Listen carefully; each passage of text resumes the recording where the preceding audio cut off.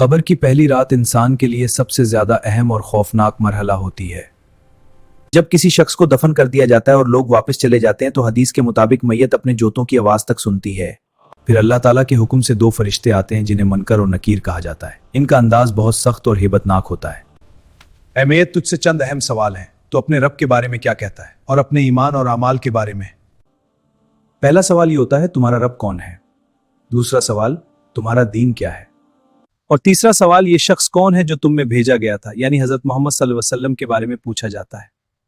یہ جواب سن کر فرشتے اس کے ساتھ نرمی اور رحمت کا معاملہ کرتے ہیں۔ اسے پھر وہ سکون اور حالت میں قیامت تک رہتا ہے۔ اسے بتایا جاتا ہے کہ قیامت کے دن اس کا مقام جنت میں ہوگا۔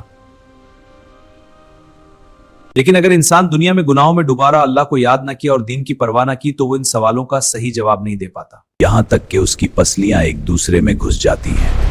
پھر جہنم کی طرف ایک دروازہ کھول دیا جاتا ہے جس سے آگ کی گرمی اور عذاب اس تک پہنچتا ہے۔ حدیث میں آتا ہے کہ گناہگار شخص کو لوہے کے ہتھوڑوں سے مارا جاتا ہے۔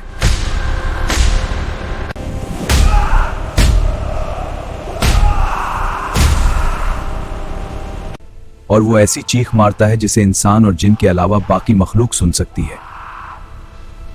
اس کی قبر جہنم کے گڑھوں میں سے ایک گڑھا بن جاتی ہے اور وہ قیامت تک عذاب میں رہتا ہے۔ قبر کی پہلی رات ہمیں یہ سبق دیتی ہے کہ دنیا کی زندگی عارضی ہے، اصل کامیابی آخرت کی کامیابی ہے۔ سب سے اہم بات، اللہ کی رحمت اور اس کی مغفرت پر امید رکھیں۔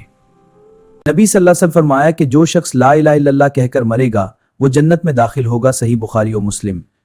اللہ تعالیٰ ہمیں دنیا کی فانی لذتوں سے بچا کر آخرت کی کامیابی عطا فرمائے۔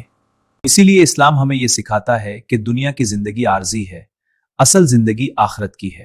جو